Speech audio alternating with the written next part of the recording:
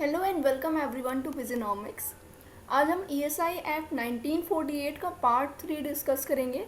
जो बाकी के दो पार्ट्स हो चुके हैं उसमें प्रिलिमिनरी चैप्टर और medical benefit counselling standing committee इन सब के बारे में हमने डिस्कस किया था।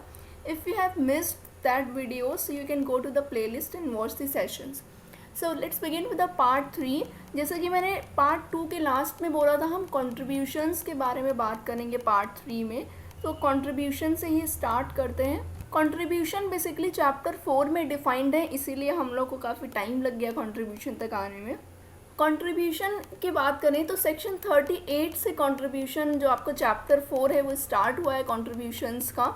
जो सेक्शन 38 है, what does it says, all employees to be insured. जितने भी एम्प्लॉयज़ ईएसआई में कंट्रीब्यूट करेंगे वो सभी ईएसआई में इंश्योर्ड एम्प्लॉयज़ होंगे, उन सभी का इंश्योरेंस ईएसआई में है और जितने भी बेनिफिट्स हैं ईएसआई के उन सभी बेनिफिट्स के लिए वो एम्प्लॉयज़ एलिजिबल होंगे। ओके, नेक्स्ट है section 39 which talks about the contribution.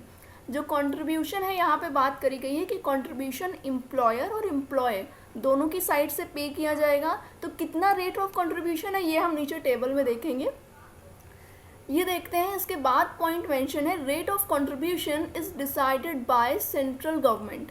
जो सेंट्रल गवर्नमेंट है, it is having the power to decide the rate of contribution under the ESI. Okay, जैसा हमें पता भी है कि जो भी रेगुलेशन होता है ईएसआईसी का, वो ईएसआईसी का रेगुलेशन किस मिनिस्ट्री के थ्रू होता है, ministry of labour and employment. Okay, next point क्या है, if contribution not paid on time. अब एम्प्लॉयर अगर टाइम पे कंट्रीब्यूशन नहीं पे करेगा तो क्या पेनाल्टी है उसके ऊपर, 12% सिंपल इंटरेस्ट लगेगा। 12% पर एनम के रेट से सिंपल इंटरेस्ट चार्ज होगा एम्प्लॉयर पे। अब देखते हैं रेट्स ऑफ कंट्रीब्यूशन कितने हैं। बहुत इंपॉर्टेंट है रेट ऑफ कंट्रीब्यूशन, अभी रिसेंटली चेंज ही हुए हैं 2019 में, जुलाई 19 में रेट ऑफ कंट्रीब्यूशन, जुलाई 19 में रेट ऑफ कॉन्ट्रीब्यूशंस चेंज हुए हैं। देखो, ईएसआई में जो सैलरी लिमिट होती है दैट इज़ 21,000। लाइक अगर किसी एम्प्लॉय की जो ग्रॉस सैलरी है वो 21,000 रुपीज़ के बिलो है तो वो ईएसआई में कंट्रीब्यूशन करने के लिए एलिजिबल है। And if the salary, gross salary is more than 21,000 then employee and employer both are not required at all to contribute under the ESIC. Okay, तो फॉर एग्जाम्पल मेरी सैलरी 21,000 से below है तो मैं कंट्रीब्यूट कर सकती हूँ ईएसआई में। अब यहाँ पे दो रेट्स होते हैं कंट्रीब्यूशन के, एक होता है एम्प्लॉयर का रेट और एक होता है एम्प्लॉय का रेट। जो करंट में एम्प्लॉयर कंट्रीब्यूशन है that is 3.25%। You can see in the last row of this table. Last row में मैंने करंट रेट्स लिखे हैं जो न्यू रेट्स आपके जुलाई 19 से एप्लीकेबल हुए हैं। It is 3.25% for employer and 0.75% for employee. ठीक है, ओल्डर रेट्स क्या था ये भी देख लेते हैं, क्योंकि कई बार एग्जाम में क्वेश्चन ऐसे पूछ लेता है कि अभी करंट में रेट 3.25% है तो इसके पहले कितना रेट था या कितने % रिडक्शन हुआ है रेट में। तो इसके लिए आपको पुराने रेट्स भी पता होने चाहिए। Before 1 July 2019 it was 4.75% for employer and 1.75% for employee. Okay, reduction हुआ 1.5% का एम्प्लॉयर कंट्रीब्यूशन में। ओल्ड रेट्स यहाँ पे आप देख सकते हैं टेबल पे लिखे हुए हैं। ओल्ड रेट वॉज 4.75%, रिडक्शन कितना हुआ 1.75% का। तो अब नया रेट हो गया 3.25%। सेम आते हैं हम एम्प्लॉय की साइड पे। जो पहले रेट था दैट वाज 1.75%, 1% का 1% रिडक्शन हो गया और करंट रेट कितना हो गया 0.75%। अब ये जो कैलकुलेशन किया है मैंने, ये एक एग्जाम्पल है सिर्फ समझाने के लिए कि अगर आपके पास एग्ज़ाम में कोई क्वेश्चन आता है कि एम्प्लॉय की ग्रॉस सैलरी ये है तो आप किस तरह से आप इसका ईएसआई कंट्रीब्यूशन निकालेंगे। ठीक है, तो इसके लिए मैंने सिर्फ एक एग्जांपल दिया है कि अगर सैलरी 18,000 पर मंथ है किसी एम्प्लॉय की तो उसका वहाँ पे एम्प्लॉयर और एम्प्लॉय का कंट्रीब्यूशन कितना होने वाला है। पहले मैंने पुराने रेट्स के अकॉर्डिंग में कैलकुलेट किया और न्यू रेट्स के अकॉर्डिंग में कैलकुलेट किया। तो 18,000 हमने एक एग्जाम्पल लिया है सिर्फ सैलरी का। ओके, तो 18,000 सैलरी है किसी की, पुराने जो रेट है वो 4.75% था एम्प्लॉयर के लिए। 4.75% के अकॉर्डिंग हम कैलकुलेट करेंगे तो 855 रुपीज़ आएगा, ठीक है। फिर उसमें रिडक्शन हुआ 1.5% का, तो 270 रुपीज़ आया रिड्यूस होके, और अभी जो 3.25% आपका रेट चल रहा है, इसके अकॉर्डिंग 18,000 जिस एम्प्लॉय को मिल रहे हैं उसके लिए एम्प्लॉयर को 585 रुपीज़ कॉन्ट्रीब्यूट करने पड़ेंगे, ठीक। आते हैं एम्प्लॉय की साइड पे।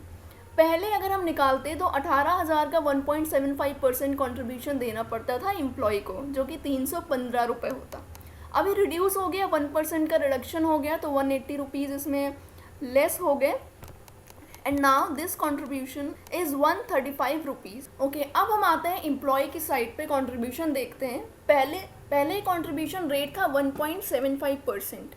1.75% के अकॉर्डिंग 18,000 पाने वाले एम्प्लॉय को 315 रुपये कॉन्ट्रीब्यूट करने पड़ते थे। 1% का रिडक्शन हुआ और अब ये कॉन्ट्रीब्यूशन हो गया 0.75%। तो इट मीन्स अब वहीं 315 की जगह 135 केवल 135 रुपये कॉन्ट्रीब्यूट करने होंगे एम्प्लॉय को। तो नए रेट्स आप लोग ज़रूर याद रखिए, it is very important from exam point of view.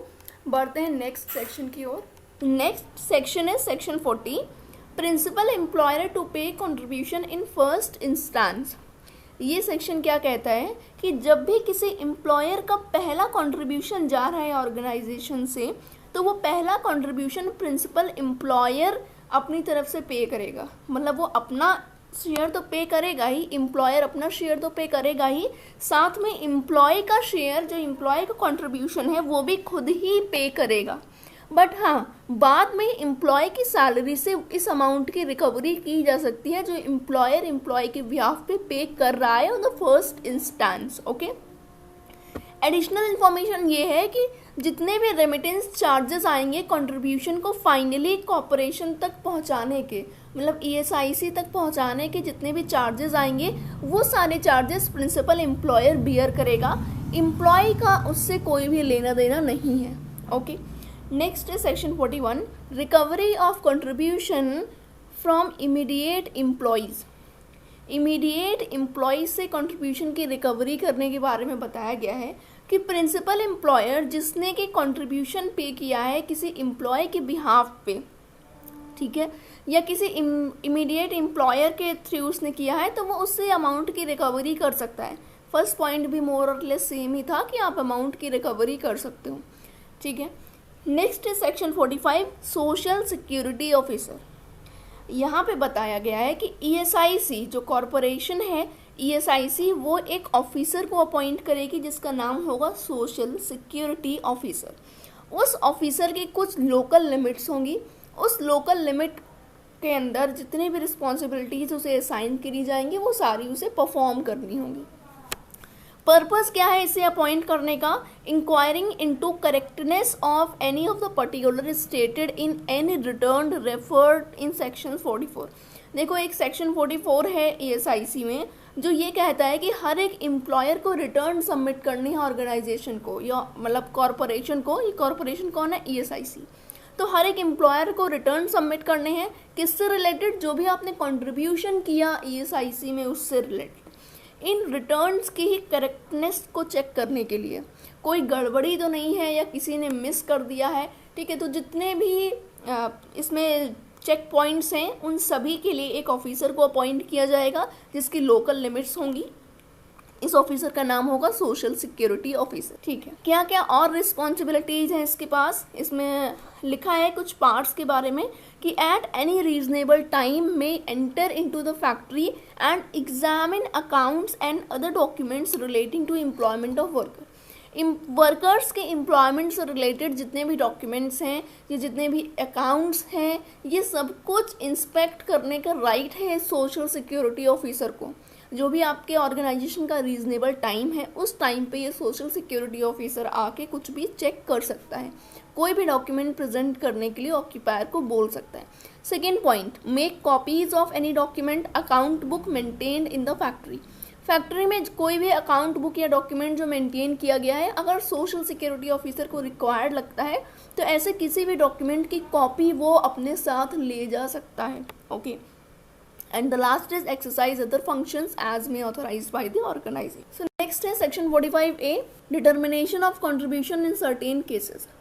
अब कुछ केसेस में कंट्रीब्यूशन खुद डिटरमाइन करने की यहाँ पे बात कही गई है। वैसे तो सेंट्रल गवर्नमेंट रेट डिसाइड करती है कंट्रीब्यूशन का, अभी हमने देखा फर्स्ट स्लाइड में, बट यहाँ पे कुछ ऐसे केसेस हैं जहाँ पे कंट्रीब्यूशन सेंट्रल गवर्नमेंट के अलावा यहाँ पे किसी और के पास भी पावर है। देखते किसके पास है। पहला केस पॉइंट क्या लिखा है, in case no returns, records और रजिस्टर्स वर मेंटेन्ड, सबमिटेड और फर्निश्ड, और contravention of section 45 under the act. अगर कोई भी रिकॉर्ड रजिस्टर मेंटेन ही नहीं किए गए, कोई भी रिटर्न सबमिट नहीं किया, कोई भी डॉक्यूमेंट आपने फर्निश नहीं किया सोशल सिक्योरिटी ऑफिसर को, या फिर आपने सेक्शन 45 के किसी भी प्रोविजन का कॉन्ट्रावेंशन किया, तो इन दैट केस क्या होगा, ESIC में decide rate of contribution for that particular establishment. उस पर्टिकुलर केस में ESIC के पास ये राइट आ जाता है कि वो रेट ऑफ कंट्रीब्यूशन डिसाइड कर सके। अभी तक हमने क्या पढ़ा था कि central government rate of contribution decide करती है, बट इन केस जहाँ पे सेक्शन 45 का कॉन्ट्रावेंशन हुआ है वहाँ पे ESIC उस पर्टिकुलर एस्टैब्लिशमेंट के लिए रेट ऑफ कंट्रीब्यूशन डिसाइड कर सकती है by giving reasonable opportunity of being heard to principal employer और immediate employer। भाई एक चांस भी दिया जाएगा कि जो भी प्रिंसिपल एम्प्लॉयर है उसको एक रीजनेबल अपॉर्चुनिटी दी जाएगी कि वो अपना पॉइंट ऑफ व्यू भी रख सके कि वो क्यों रिकॉर्ड सबमिट नहीं कर पाया, क्यों उसने रिकॉर्ड्स मेंटेन नहीं किए, रजिस्टर्स मेंटेन नहीं किए, या फिर अगर सेक्शन 45 का कॉन्ट्रावेंशन हुआ है तो क्यों हुआ है। तो एक चांस रहेगा प्रिंसिपल एम्प्लॉयर के पास कि वो अपना भी पॉइंट ऑफ व्यू रख सके, मतलब अपनी सफाई दे सके कोर्ट के सामने। ठीक है, नेक्स्ट पॉइंट इसमें लिखा है, provided further that no such order shall be passed by corporation in respect of the period beyond 5 year from date of contribution shall become payable. ये एक्सटेंडेड पॉइंट ये कहता है कि अगर जिस भी डेट को आपको पे करना था कंट्रीब्यूशन उसके 5 साल हो चुके हैं तो उसके बाद में कॉर्पोरेशन के पास कोई राइट नहीं रहता कि वो ऐसा कोई भी ऑर्डर पास कर दे कि आपको रेट ऑफ कंट्रीब्यूशन क्या सबमिट करना है, वो रेट ऑफ कंट्रीब्यूशन बता दे। ऐसा कोई सीन नहीं है। अगर डेट ऑफ कंट्रीब्यूशन के 5 साल निकल गए हैं, जो भी डेट ऑफ कंट्रीब्यूशन था जब एम्प्लॉयर को कंट्रीब्यूट करना चाहिए था उसके 5 साल अगर हो चुके हैं तो जो ऊपर प्रोसीडिंग्स लिखी हैं ESIC की, ये ESIC नहीं करेगी, कोई भी ऑर्डर ऐसा पास नहीं करेगी, फिर उसकी प्रोसीडिंग्स दूसरी तरह से होंगी। ओके, नेक्स्ट है सेक्शन 45AA, अपीलेट अथॉरिटी। ये क्या कहता है कि अगर कोई भी एम्प्लॉयर सेक्शन 45A के अंडर में मिले ऑर्डर से सेटिस्फाइड नहीं है, if an employer is not satisfied with the order referred to in section 45A, he may prefer an appeal to an appellate authority within 60 days of such date of order after depositing 25% of the contribution so ordered।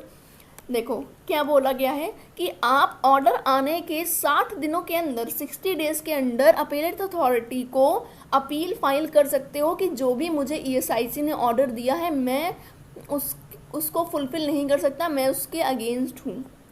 ठीक है, लेकिन एक condition और लगा दी गई है कि जितना भी रेट ऑफ कंट्रीब्यूशन ESIC ने बताया है उसका 25% आपको पहले डिपॉजिट करना होगा, उसके बाद ही आप अपीलेट अथॉरिटी के पास जा सकते हैं। तो 2 चीज़ें यहाँ पे ध्यान रखनी है। पहला तो ESIC का ऑर्डर आया उसके 60 डेज़ के अंदर आपको अपीलेट अथॉरिटी के पास अपील फाइल करनी है। दूसरी बात ये कि आपको 25% पहले डिपॉजिट भी करना है, मतलब आपके पास 60 डेज़ हैं, 60 डेज़ के अंदर आप पहले 25% डिपॉजिट करिए, उसके बाद अपने अपील को फाइल करिए। ठीक है, ओके। तो नेक्स्ट यहाँ पे लाइन क्या लिखी है, provided that if employer finally succeeds in the appeal the corporation shall refund such deposit to employer together with such interest as may be specified in the regulation. अभी क्या हुआ कि एम्प्लॉयर ने अपीलेट अथॉरिटी के पास appeal file करी और वो case जीत गया। ठीक है, जो भी रिजल्ट था वो एम्प्लॉयर के फेवर में आया। इन दैट केस जितना भी पैसा ESIC के पास जमा किया है ESIC वो पूरे पैसे को रिफंड करेगी एम्प्लॉयर को, और जो भी इंटरेस्ट रेट बताया जाएगा वो इंटरेस्ट रेट के साथ वापस करेगी। ओके, क्लियर है। नेक्स्ट है सेक्शन 45B। देखो 45 में ही काफ़ी सेक्शंस हैं। पहले सेक्शन 45 पढ़ा हमने जिसमें सोशल सिक्योरिटी ऑफिसर था, फिर 45A देखा जिसमें ESIC के ऑर्डर की बात थी, फिर 45AA में हमने ये देखा कि 60 डेज के अंदर 25% अमाउंट जमा करके अपीलेट अथॉरिटी के पास एम्प्लॉयर अपील फाइल कर सकता है। अब देखते हैं 45B क्या कहता है। Recovery of contribution. Any contribution payable under this act may be recovered as an arrear of land revenue. ये जो टर्म्स हैं ये बहुत इंपॉर्टेंट है, एरियर ऑफ लैंड रेवेन्यू। ये टर्म आपको याद रखना है कि किस तरह से रिकवरी होगी।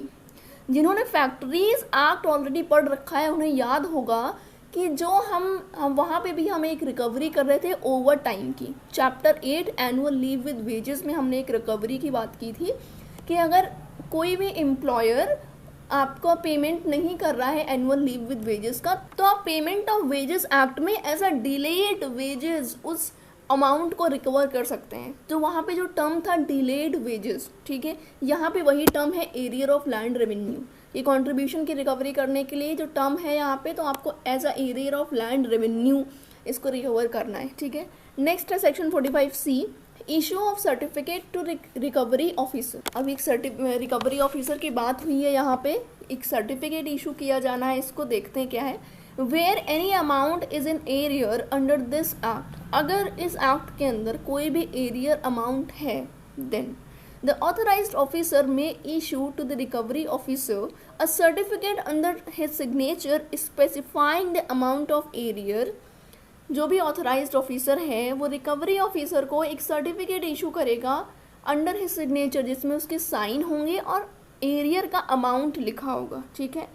And recovery officer on receipt of such certificate shall proceed to recover the amount specified there in from factory और इस्टेब्लिशमेंट।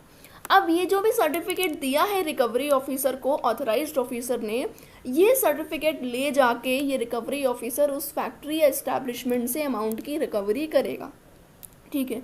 और as the case may be the principal और इमीडिएट एम्प्लॉयर बाय वन और मोर modes mention below. एक या उससे ज़्यादा तरीके यहाँ पे लिखे हैं, तो एक या उससे ज़्यादा तरीक़ों से ये रिकवरी हो सकती है।